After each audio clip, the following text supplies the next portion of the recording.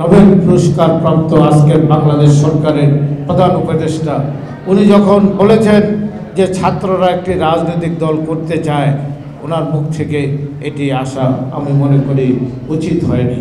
আপনারা জানেন এখানে যারা বসে আছেন সাইফুল হক সহ বাম অঙ্ক, আমরা বিগত প্রায় ২.৫ বছর আগে সবার সাথে আলাপ আলোচনা করে আমরা ৩১ দফা জাতির সামনে আমাদের প্রিয় নেতা তারেক রহমান হাজির করেছেন। ৩১ দফা হচ্ছে রাষ্ট্র মেরামত এবং রাষ্ট্র সংস্কার। রাষ্ট্রের এমন কোনো অংশ নেই যেখানে এই ৩১ দফার মধ্যে নেই।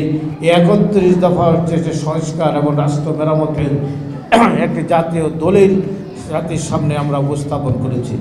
আমাদের প্রিয় নেতা তারেক রহমান বলেছেন, এর বাইরে যদি কারো যদি কোনো সংস্কারের যদি কোনো মতামত থাকে, যদি সেই মতামত জাতির কাছে গ্রহণযোগ্য হয়, আমরা সেটা মেনে নিতে চাই।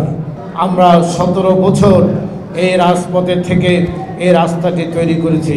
আমাদের ২০,০০০ নেতা কর্মী জীবন দিয়েছেন আন্দোলন সংগ্রামে। এই বিগত আন্দোলনে সমস্ত রাজনৈতিক দলগুলোর আমাদের ২০০০ নেতা কর্মী গুম হয়েছেন, আমাদের হাজার হাজার নেতা কর্মী পুঙ্গত্ব বরণ করেছেন। বিএনপির একা শুধু ৬৫ লক্ষ নেতা কর্মীর বিরুদ্ধে মামলা আছে। আমরা সবাই শত শত মামলার আসামি। আমাদের ঠিকানা ছিল হয় জেলখানা নাইলে কোর্টের বারিন্দা। আমি অত্যন্ত ব্যথিত হয়েছি।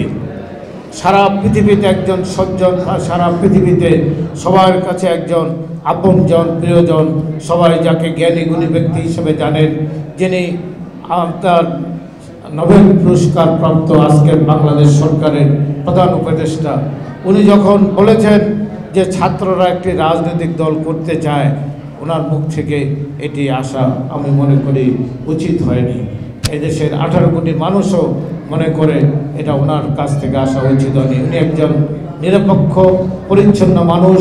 বিএনপি সহ সকল রাজনৈতিক দল ওনাকে ক্ষমতায় আসার জন্য এবং ওনাকে প্রধান উপদেষ্টা করার জন্য ওনার নাম প্রস্তাব করেছেন।